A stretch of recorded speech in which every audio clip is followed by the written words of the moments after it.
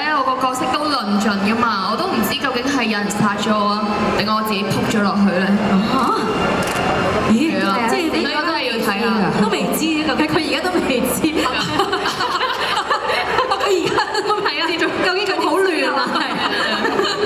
喂，同埋頭先我喺度睇嘅時候，開始睇嘅呢條片嘅時候咧，我哋大家都喺度哇，你好合係啊，所以頭先咧佢哋話咧 Amy 姐咧益邊個咧？係啊，我覺得最益係佢啊！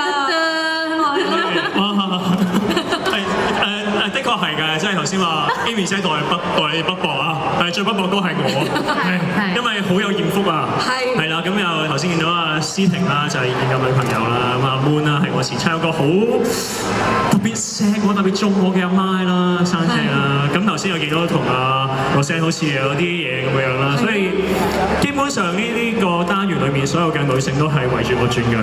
喂，究竟你同幾多個女性有段關係㗎？咁複雜嘅你？係好撲朔迷離嘅，咁就同每一個關係咧都相當深嘅，我只可以咁樣講。OK。咁到底恐怖情人係咩事咧？邊個先恐怖情人咧？咁啊，大家睇啦，係啦，會話俾大家知啦，當然就。OK， 究竟邊個係咧？大家自己睇啦。咁Moon，我想問下你啦，你又覺得阿 Nick 入邊哇咁多段情，你點睇咧？我點睇啊？我覺得珊姐生咗一個好勁嘅男仔出嚟咯，即係可以迷到咁多即係萬千少女咁樣。冇辦法，個仔咁靚仔。係咯，真係辛苦你啦。你嘅咋？佢吹緊學得佢而家。好大壓力啊！即刻。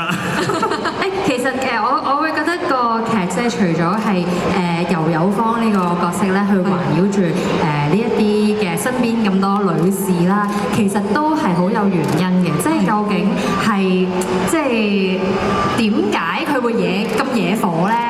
係啦，究竟其實佢係一個渣男啊，定係佢其實即係佢係冇係？